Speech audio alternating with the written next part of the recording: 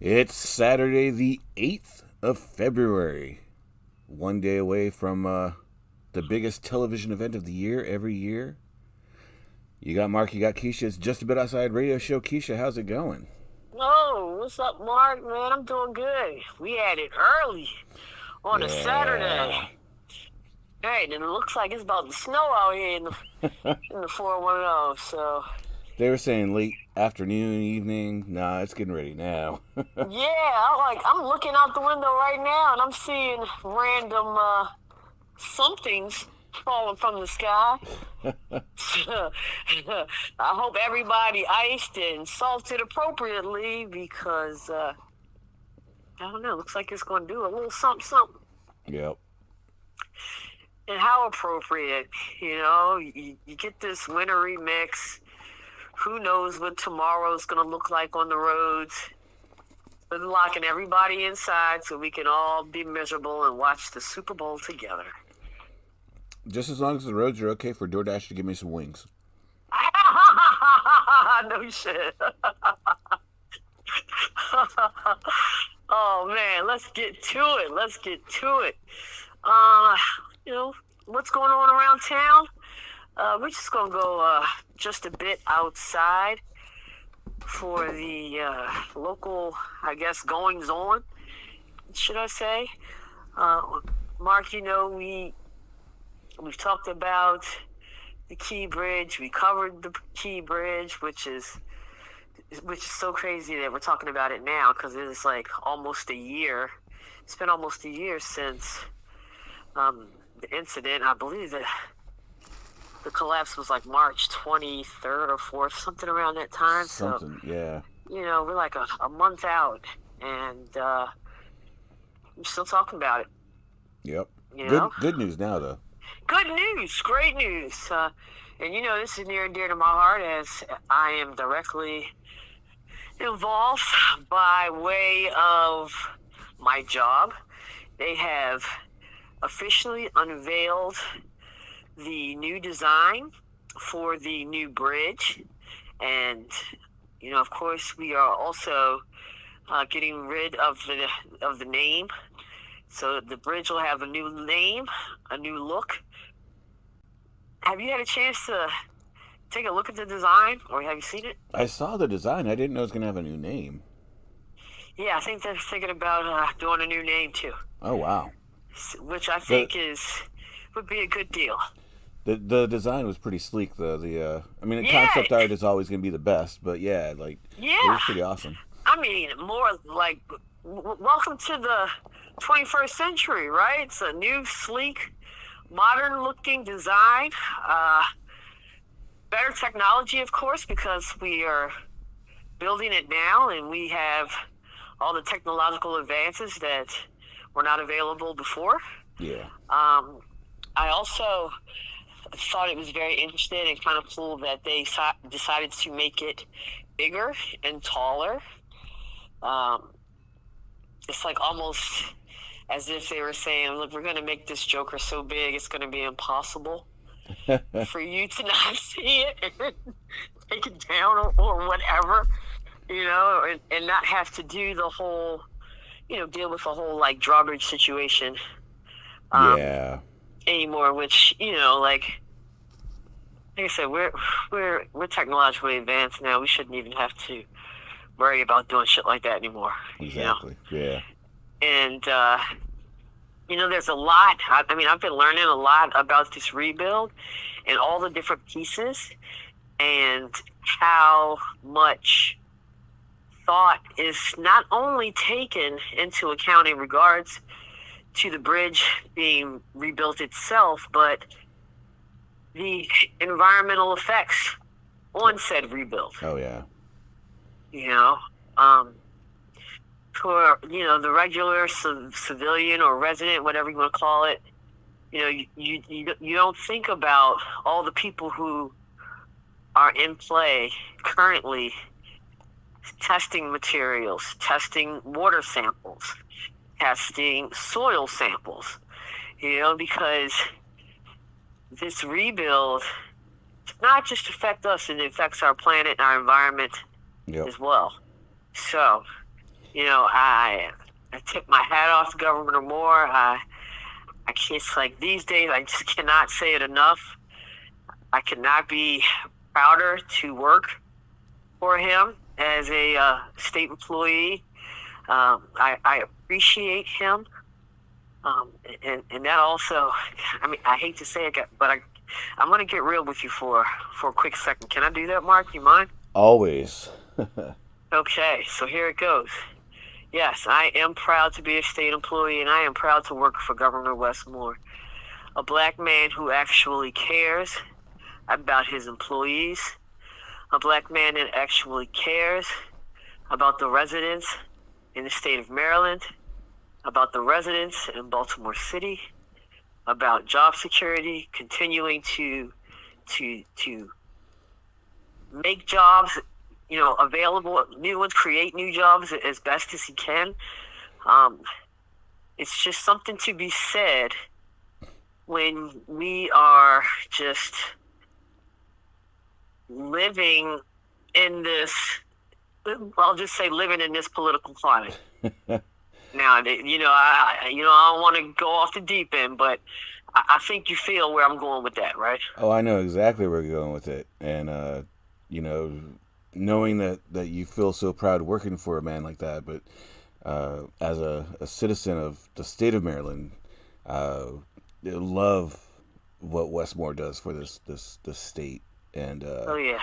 It provides that beacon of sanity in an otherwise insane world. Yeah, perfect. I couldn't, that is it right there. That's the phrase that totally summarizes all of my feelings and what I've been trying to convey to you outsiders. But that's our little political piece. We're not going to dwell on that or go down that rabbit hole because, we don't want to fight with each other today. We want to talk about sports. So, we want to fight about sports. Right. And let me be very clear also. And when I say we don't want to fight, I am not talking about me and Mark. Yeah. Okay? As the kids say, honey, I am not talking about me and Mark. Because we are always on the same side when it comes to politics and socioeconomic issues and social issues, everything. We're always on the same side of the coin with that. Yeah. And that's why he's my favorite slice of pizza. But let's go ahead and get into it. Tomorrow, Super Bowl day, big day. Lots of different reasons to look forward to this game, even if you are not a diehard fan of football, right? We've got a lot of things at play here other than just the two teams taking the field. But let's, how about we just break this thing down piece by piece?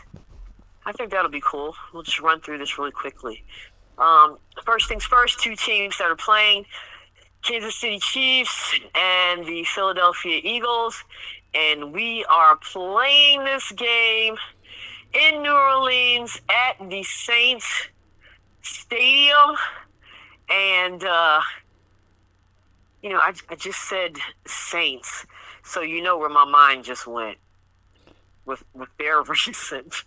Yeah. Should we even touch on that, or we'll just do that? You want to do that another time when more details come out? I'm not sure where you're going with it. I kind of think I do, and I'm not sure. Oh, with the scandal. Oh, yeah, sure. Wait, which scandal? Yeah, you're just gonna have to say it now. Shit. Oh yeah. Well, you remember Gina sent us that clip saying that the Saints were directly involved in some type of sexual harassment scandal at.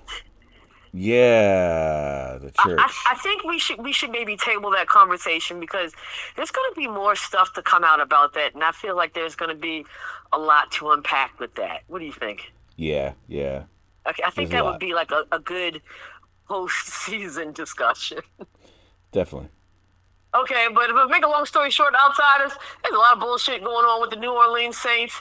They're always a part of some type of scandal where they're paying people off. They're on the bad side of paying people off. Or is there even a good side of paying people off? I don't know. I'm not sure. But I don't know. The organization is looking very Washington Redskinish. I'm not saying Commanders because the Commanders are a new and improved franchise. But they are sneaky-looking Washington Redskinish. But we will talk more about that next week. But, so we're down in the Super Bowl, 504. We got two great teams. Mark, what are the odds for tomorrow's game? Well, I tell you what, they're always shifting, and I find it interesting because. Isn't that crazy? That was going to be one of the things that I talk about. But let's put the odds out there first, and then we can both give our little take on what you just mentioned. Currently, they stand at KC at an even 1 on the spread. Yes. Total points 48.5. Yeah. Okay. All right. There you have it. Now, go ahead and say what you found interesting about the odds, and because I'm very curious if you are going to say what I'm thinking, because you're always in my head. Well, so like these odds, they're from the ESPN app. I haven't checked the FanDuel, but correct. Yeah, I've been keeping on like Pat McAfee and SportsCenter and everything on during the day while I work, and like I've noticed it's been like 1.5, I guess, most of the week, but it does like seem to jump up and down. Yes, it has. It has. To 2, back to 1, but I think 1.5 has been the most average. But like I said, it's jumped to 2, jumped to 1. I know yesterday when I was watching it was 1.5, and then now it's 1. And hold on, let me also add too that at one point it was down to pick'em. Really? Yes, which I thought was extremely fascinating. The fascinating thing about this is I have never seen a Super Bowl line or odds move as much as this one has. Okay. I was actually. Now, let me ask you this: were you surprised that they started off as 1.5 point favorites? No. Really? mean, I think it's pretty even. I mean, it's the Super Bowl, but also these two teams met 2 years ago, so it's not like the Eagles don't have any experience, but the experience factor does go a little bit towards the Chiefs, so I figured the Chiefs would get the favoring. Yeah. I actually thought that it would be a little higher to start off in favor of the Kansas City Chiefs. Yeah, I was looking for it to be like 2-3 points. Maybe it depended on when they named the referee crew. Right. And I would have liked it to be that because I would have felt a lot easy. I would have felt a lot better like taking the Eagles on the underdog as an underdog pick on the spread. But the fluctuation with these lines. I mean, it just seems like the betters are as bipolar as this weather is out here. Right. Which I mean, I have seen Super Bowl odds fluctuate, but the frequency and the range, I mean, and it also, granted, we started out at 1.5 points. It's just the movement has just been really insane for this Super Bowl. Yeah. You know, if we were living in a fair world and everything was rainbows and gumdrops, I would say Philly all the way. But man, to me, it feels like if you're going to bet on this Super Bowl game, you better bet with your head and not your heart. Well, I was just thinking, like, there's two kinds of bettors, like, especially at Super Bowl time. There's, oh, I just want to throw $5 on the game or whatever. And then there's, like, the serious bettors, of course. So if you're in a serious bet, try to make some money. Yeah, you better look at the numbers and look at the stats and everything, because otherwise it's a loss. Yeah. What are you leaning for with tomorrow's game? Oh, man. It's tough, ain't it? God damn it. Yeah, and I'm looking at stats and I'm looking at figures, and Eagles are a better team. Well, what's the big impetus in Eagles this year? Of course, was Saquon Barkley. Yeah. Chiefs have the number 8 rushing defense. They're not slouches there. Man, Spagnuolo is a freaking beast. I've been saying it all season. He is the only reason why they are in this where they are currently at right now, and they owe him everything. Yeah, and I mean, Jalen Hurts, he's not a slouch passing the ball, but if they have to rely on it, what's going to happen there? That's the scary part. But generally, would you say that looking at the grand scheme of things, that the Eagles have better numbers than the Kansas City Chiefs? Probably. I mean, if you think about it, we all know that the Philadelphia Eagles, because you have the premier running back in the league, that you have one of the premier running offenses, right? It's got to be superior to Kansas City Chiefs. Yeah. Now, also, in regards to and you said you recently looked at these numbers, so correct me if I'm wrong. The passing game. Yeah. Jalen Hurts has got to be winning in that category as well, right? He's got to be the more efficient quarterback. I feel as though he probably has spread the ball around a bit more than Mahomes. Probably. Actually, I have the defensive stats up right now. Okay. I can try to look at the offense. Well, I mean, and that's fine too, because you know what? I think that's the only advantage on paper that I feel, and outsiders, feel free to chime in on this as well. I don't know, Harry, if you're watching, or John. That is the one up that KC has over Philadelphia Eagles. Oh, yeah. Eagles are the number 1 defense all season. Yeah. Chiefs, they're not slouches either, number 9. But, yeah. And their run defense is top tier. Yeah. Well, the Eagles' pass defense is number 1 also. Yeah, see, here I am thinking about taking an over on these damn points, but now you're giving me all of these extra toppings on that slice of pizza. You're giving me something to think about.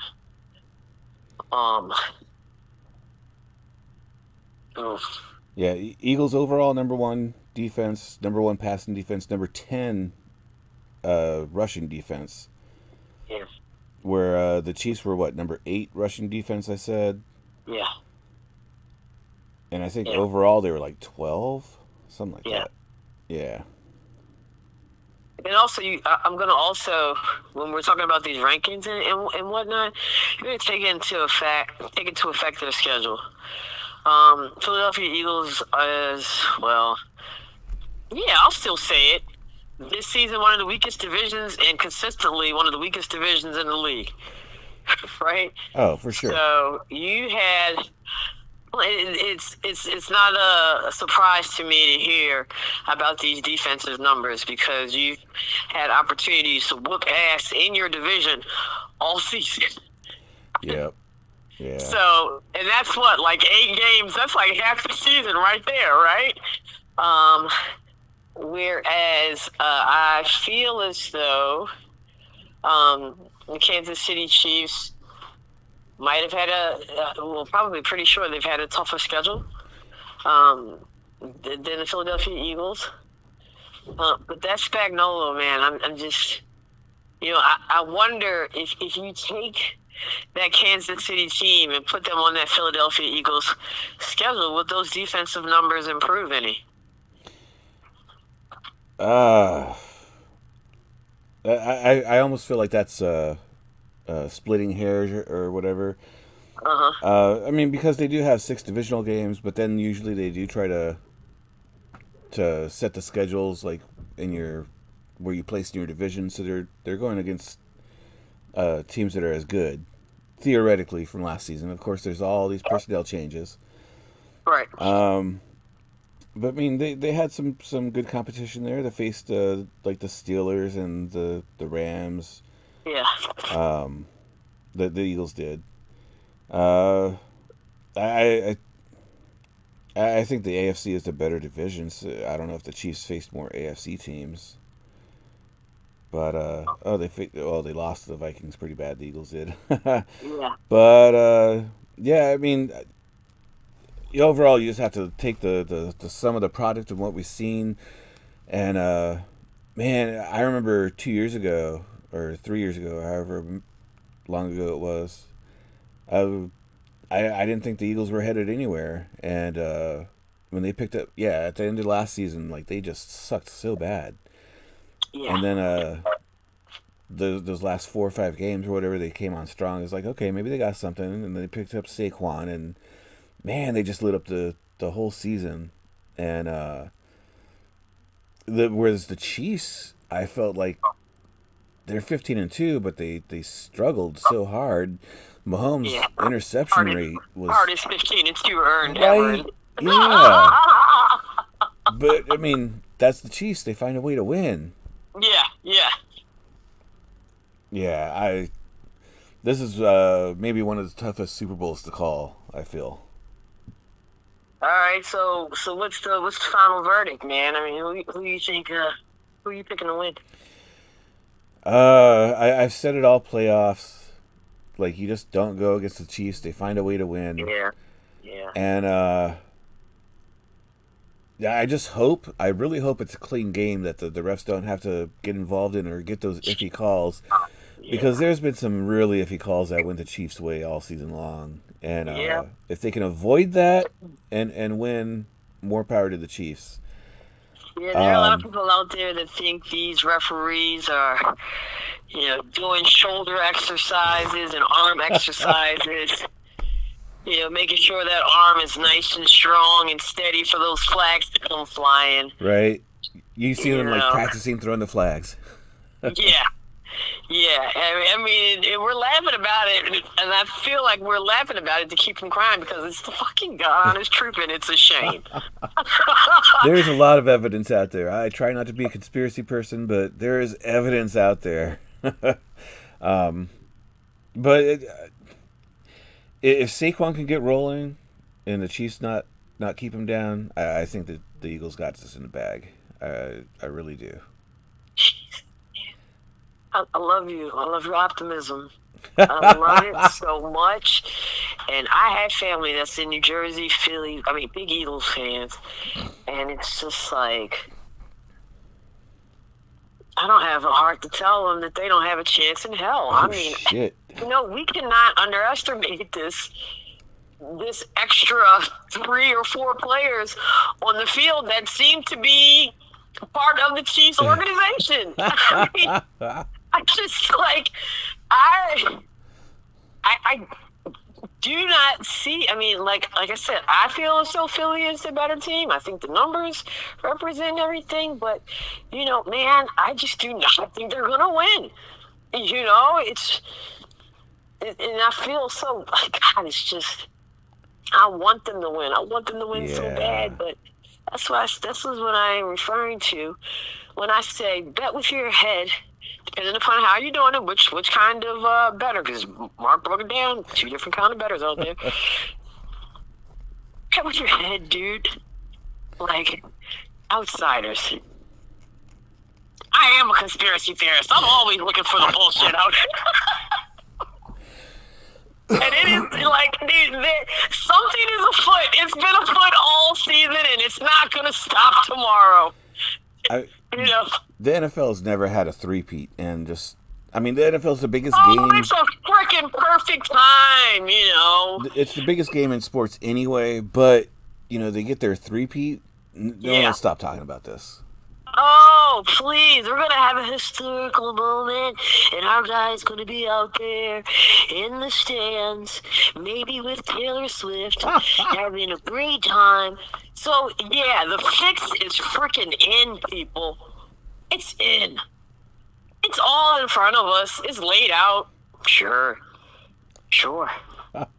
I can't go. I'm going with the Chiefs. I hate it. My heart hates it. It's Black History Month, and I am just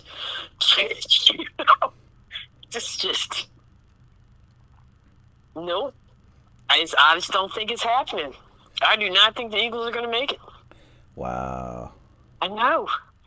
Hurts me to my heart, but God damn it. Like I said, the fix is in and it's laid out in front of you. It's just, I almost don't even want to watch the game. Right? I kind of feel like I don't want to watch it, but then it's the Super Bowl. Who's not going to watch? Yeah, and what else are we going to do? Yeah. Like I said, Mother Nature's already fixing to shut us in for the day, so who knows? But let's talk about that over-under. We talked about these two great defenses. We talked about total points at 48.5. After listening to all of your great information and your takes, Mark, I'm leaning with the under. Are you? Yeah, slow first half, pick things up in the second half. I actually told my parents yesterday that what I'm expecting is that the Eagles to be up at halftime, go into the second half of the game up maybe 3 to 5 points on the Kansas City Chiefs, and then the Kansas City Chiefs come back with a miraculous win in the fourth quarter. Were you a script consultant with the NFL? Nope, but it just sounds straight par for the course for the NFL. It does. It sounds exactly like what's going to happen. Doesn't it? And, we're back in New Orleans. Why not have the lights go out for a little while, too, and help that spur on the Chiefs? Yeah, for a little razzle-dazzle.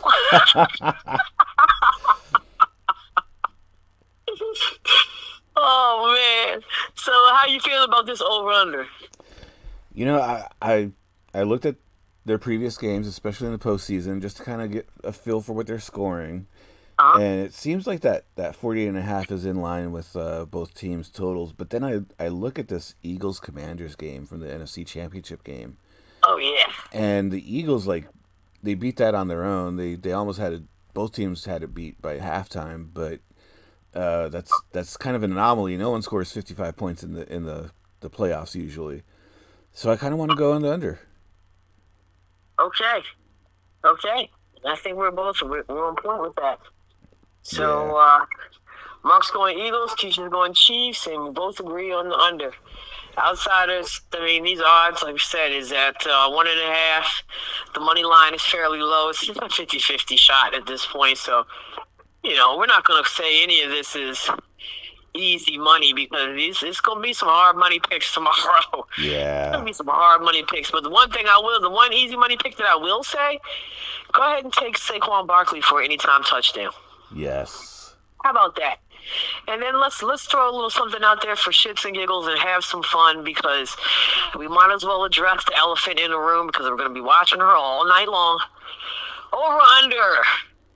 How many times will we see Taylor Swift? I am going to set the bar at 10. Over under, Mark. 10? 10. Wow. Yes. I'm telling you, it all goes in line with my whole conspiracy theory. This all falls into place. I'm trying to tell you. It usually goes on a Travis Kelce good play or touchdown. Yeah. I think I'm going to go 7. 7? Yeah. Okay. That doesn't I'm gonna go over 10. that does not include the post game. Like, Yeah. yeah. Yeah. Just game time, right? Yep. Yep. I'm gonna go over 10. Okay. I'm gonna go over 10 because that that AFC Championship game, they got dangerously close, especially with the fact that Caitlin Clark was there. Yeah. They got dangerously close. So why not just go full throttle in the Super Bowl?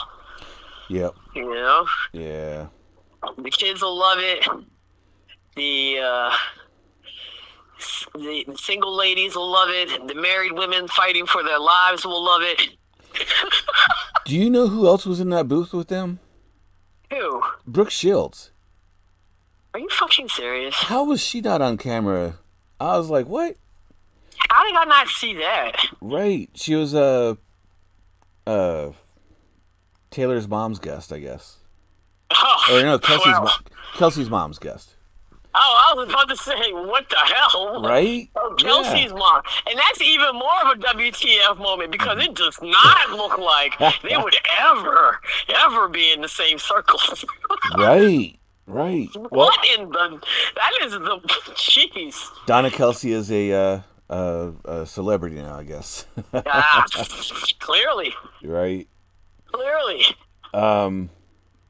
If you're looking at these bets, though, you mentioned Saquon anytime touchdown.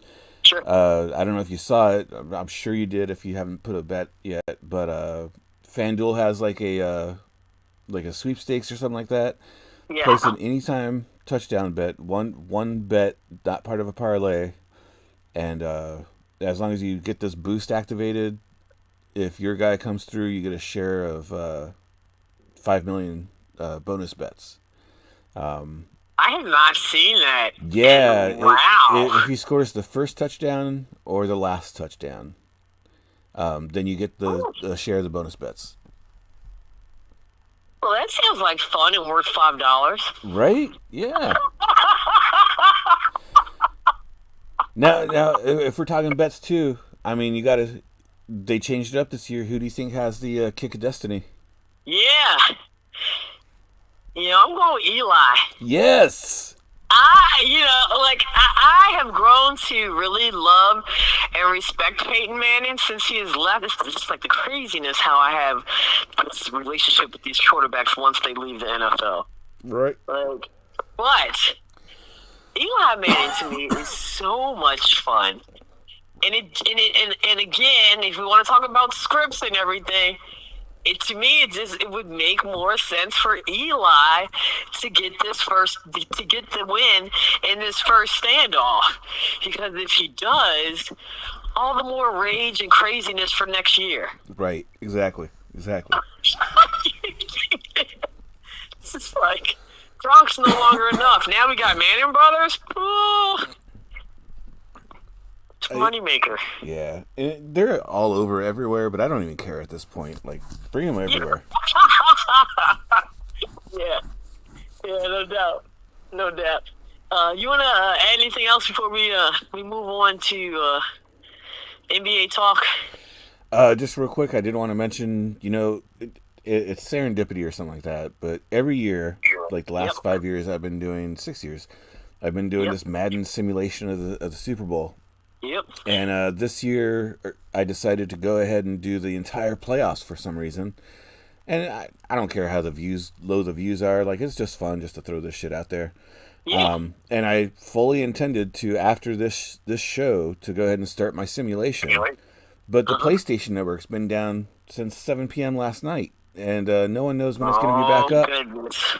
So I'm just thankful I got the rest of the playoffs in and did something this year, because it doesn't look like I'm going to do the Super Bowl this year. Well, PlayStation Network being down, that just fuels more. That just fuels my conspiracy theory even more. It's all linked. It's all together. It's going to make more people watch the Super Bowl because they won't even be playing video games. It's all connected. It is.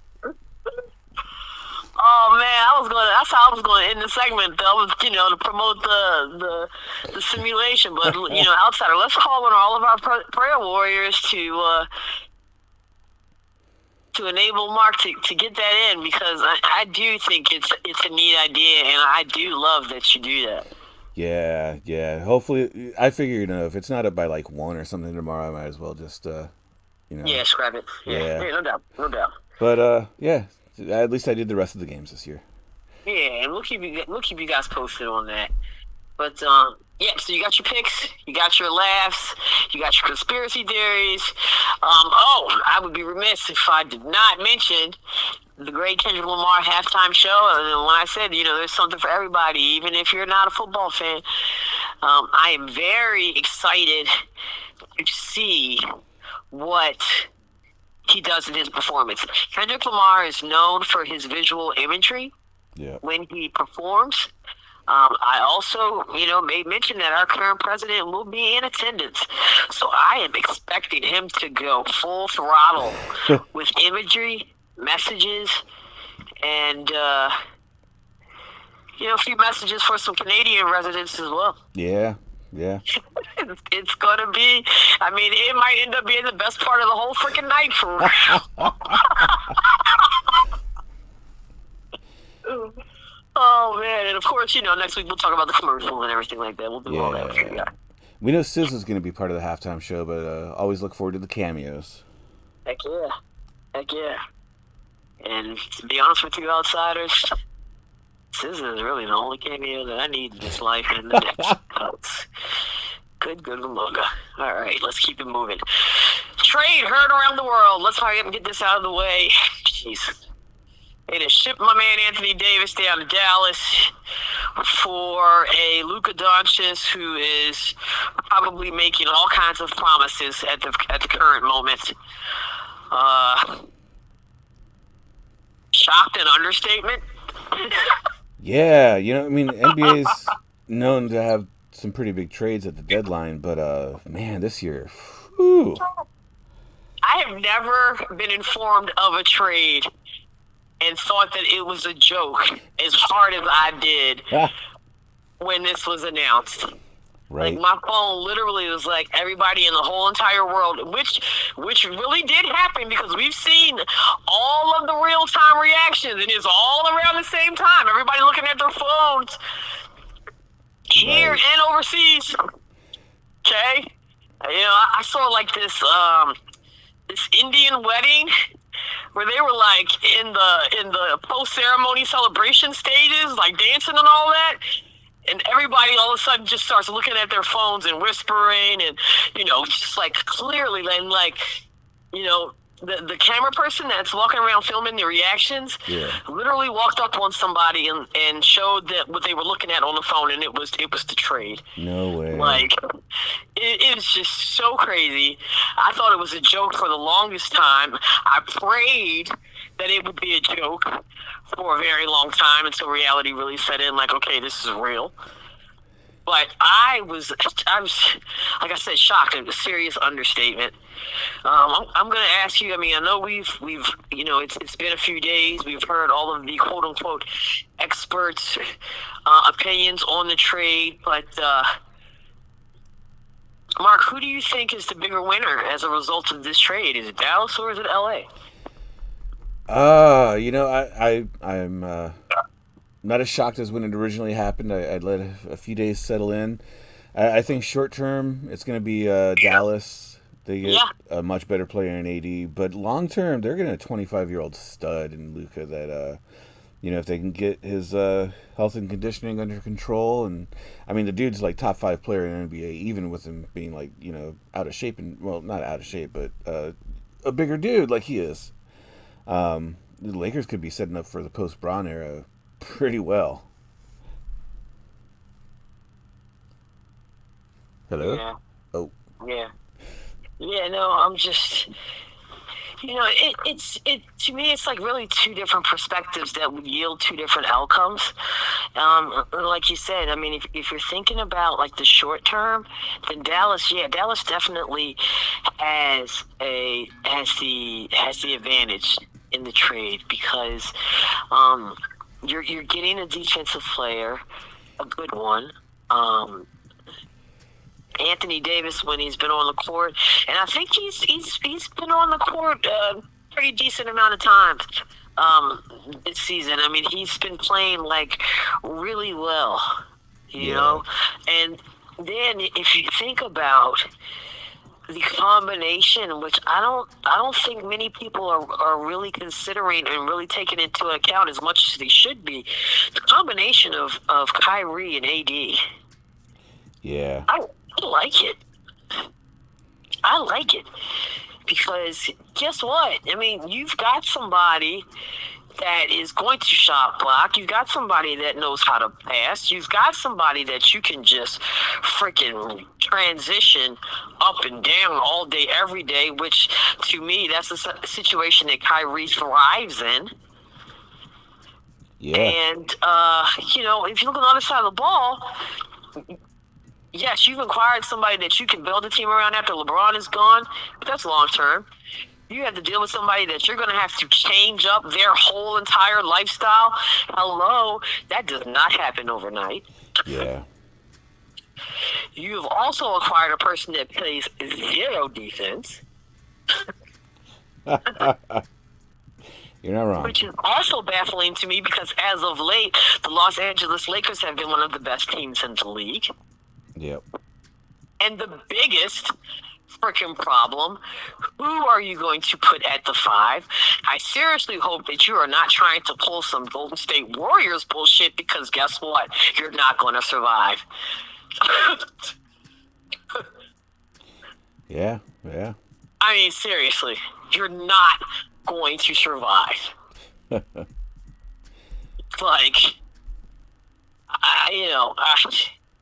It's just so frustrating to me. But, hey, AD, good for him. You'll go to a place where people will worship you, and, you'll continue to enjoy the game. You get to play with such an excellent player as Kyrie, who has seemed to, since he's gotten to Dallas, seems to have leveled out mentally. Like, we haven't had any crash outs from Kyrie.